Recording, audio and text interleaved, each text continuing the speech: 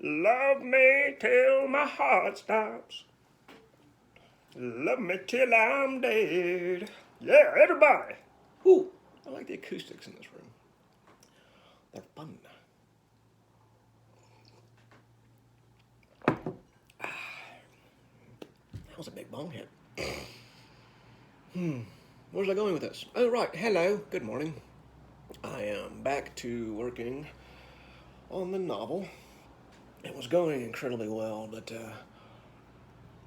when you dump your emotions into things and you really, really believe in it, sometimes you just gotta take a mental break.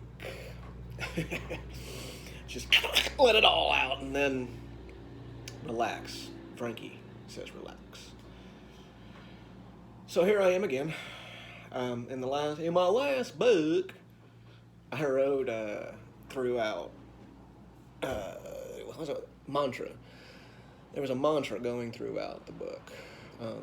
For me, home is a constant fire that keeps rolling downhill. There's a lot more to it, but I can't remember any of it. I haven't went back to that book in a while. But in the new novel, again, I'm bouncing around the home thing. In my heart, I'd love to have a home. My gypsy soul and all of my insane shit kind of prevented that up to this point. Right now, I'm even in my hometown where I went to junior high and high school. It's a nice town, Midwest town, so, you can figure that out. Everybody knows everybody's shit, and they just try to get along. But I'm house sitting. I'm not really house sitting. I'm staying in a friend's house who's up north. Great guy. And that was where I was going with all of this. Let me drink some coffee here. That was a big bong hit. Oof, got me. In my travels, when I was trying to keep this thing from having a breakdown and getting my health back, I would house sit a lot out west. Snowbirds and whatnot don't like to be in the desert, well, this time of year, because it's insanely hot. So I started house sitting, and I was good at it. So I got a good resume and a reputation. So I was not up on the mountain losing my mind and then finding it again. I was house sitting, and that saved my ass. There was times that, great fucking googly moogly, I was sick. Like, really, fuck, this is not good. I'm not going to wake up the next day sick. But I think what kept me going, because I remember at one point, I was house sitting for a burlesque dancer friend of mine. And I was laying on her floor, staring at the ceiling, and I think I was even laying in my own vomit or something. And I remember a voice in my head going, dude, you cannot die in this person's house. There's no way they can come home to a desert home and have a corpse. You're not fucking doing it. And that responsibility of house sitting, taking care of other people's animals and their home and their plants really did save my ass. I think at that time, if I would have had a home, I wouldn't have made it. I'd have gave up. But I had very good friends, and I didn't want to let them down. And, that's what I was starting to write, but as you can tell, I'm still rambling. And I'd rather ramble to you all for 4, 5, 10 minutes, however, and then write 1 or 2 good pages than write 30 fucking pages of shit I gotta go through later on. That's just too much responsibility, and it wears me out. Anyway, yeah, I think about that a lot. My gut tells me either I'll be going some other direction or something soon, or there'll be a home for me, someplace, hopefully out in the middle of nowhere. Carve some wood, do some martial arts, do some painting, do some writing. Have a place where I could do a podcast. Have some critters. It's always nice to have a little critter where you wake up and there's just a little animal sharing your warmth and your happiness. That's a good feeling. You can't have that when you're a gypsy. Well, you can, but it's mean to the critter to live in a car. I would never do that. Where's I going with all of this? Home. Home is where I want to be. Pick me up and turn me off. Wait, that's not right. I should listen to more David Byrne today. Oh, yeah, right. So, house sitting right now. And it's a different feeling. There's no longer the fear of, oh my God, I'm not going to make it. Now it's, damn, I made it. Ouch. And,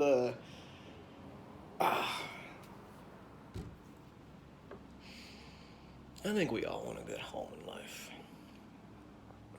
Sometimes that's hard to find. We try and try. Some of us just literally kill ourselves to have things that we think we need in life. Wear ourselves down so eventually we can't even enjoy our home.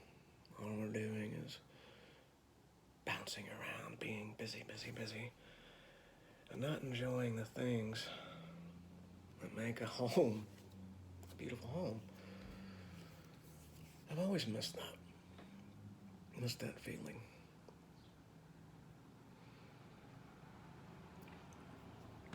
Some of us take our homes for granted. We don't realize how good we have it. The irony is when that home is taken away, then you know.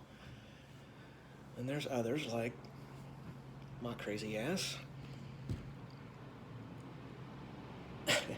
Being a gypsy, Mom and I just fucking moved everywhere. Goddamn, sometimes 2 or 3 places in a week. So we were always on the go. And not in a good artistic traveling way, but more like this time will be better, I promise, and we'll have a home. That's not a good way to live. I guess when I grew up, I knew I had that gypsy blood in me because as a kid, I always had my bag packed. And I always had a tablet near me. And I knew for the sounds of certain things that would happen. And then I would hear, pack your bags, we're getting out of here. The good thing is, though, we were not in good places. As the last book talked about, hey, don't you go on screensaver. I'm still going to type on you. I'm just rambling to my friends stuff right now. Because it feels good getting it out. Where was I going with that? Oh, yeah. Ugh. We were not in good places. The book talked about it, so I'm not going to go into details about that. But the good thing was, sometimes it was so fucking bad, even at school. God, I hated school. That I knew, the battery's getting low, that I knew I just had to wait, and we would be moving on. So whenever I felt that fear of somebody gonna beat the fuck out of me, or call me names, or do some horrible shit, I knew we would run. Mom didn't know about it. I kept all that from her. But I always knew we would keep moving, not forward, but keep moving. So I kind of just went, no need to try. I'm going to be moving anyway. That was not a home. But the great thing is, when I came back to Devon's side, that's what I call the town the area where I grew up. It makes it easier to not have to explain everything if I just call it Devon's side. The town actually raised me. After Pop passed away, I went out and stayed with my Uncle Lyle and Aunt Tessa. They had a wonderful home. I mean, solidity, foundation, structure, everything that I did not have before was there. Freaked me out. I mentally locked everything away when I came back here. Even the boy from the book. I tucked him way the fuck back there and all the shit he saw. And I actually did have a home. My real home was my grandmother's cabin down in Metamora that I went and stayed at a lot. That is the true home. I really miss that place. Where was I going with that? Oh, right. But the town really did raise me. You had the freedom to kind of ride your bike or moped or whatever. Kind of wherever you wanted to go because everybody knew you.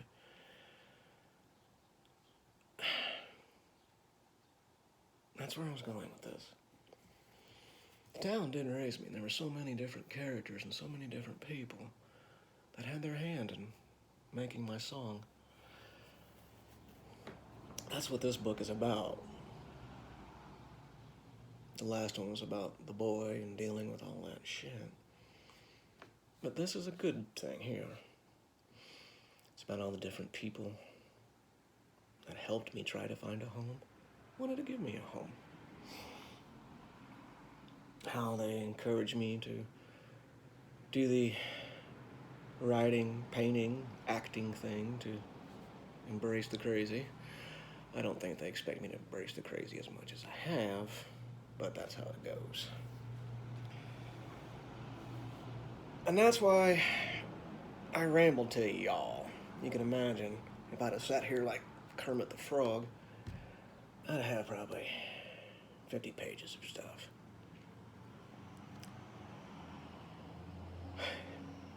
And that's a lot.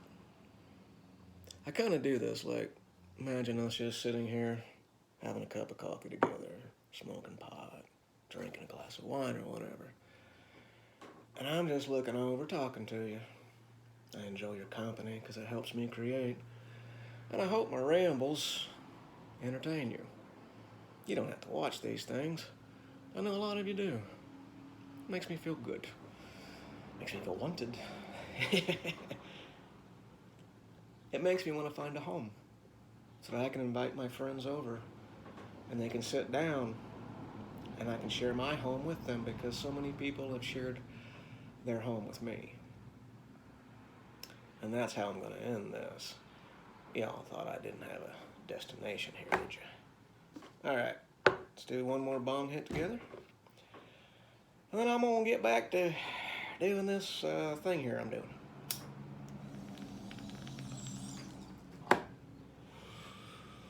Y'all keep searching for the music between the music. Keep trying to find the notes between the notes.